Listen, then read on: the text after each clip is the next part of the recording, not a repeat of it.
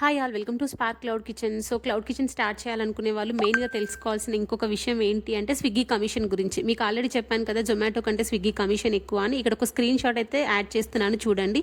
Total నాకు customer pay చేసింది 1069, అందులో నాకు స్విగ్గీ వాడేసింది జస్ట్ 629 రూపీస్ మాత్రమే. అంటే నియర్లీ 440 రూపీస్ కట్ చేసుకున్నాడు. ఆ 440 రూపీస్ దేనికి? కమిషన్ వాల్యూ అని, జిఎస్టీ కలెక్షన్ అని, పేయబుల్ ఛార్జెస్ అని, ఇంకా ప్యాకింగ్ ఛార్జెస్ అని, ఇలా తొక్క తోటకూర అనుకుంటూ చాలా డిడక్ట్ చేస్తాడు. లిటరల్గా సమ్ టైమ్స్ ఒక్కొక్కసారి స్విగ్గీ పేఅవుట్ చూస్తే నాకు ఎంత ఏడుపు వస్తుంది తెలుసా. అనవసరంగా స్విగ్గీ రన్ చేస్తున్నాను, క్లోజ్ చేసుకుందామా అనిపిస్తుంది. బట్ జొమాటో అలా కాదు. ఇక్కడ జొమాటో కూడా ఒకటి యాడ్ చేస్తున్నాను చూడండి. టోటల్ 500 బిల్కి నాకు 340 చేంజ్ వేశాడు.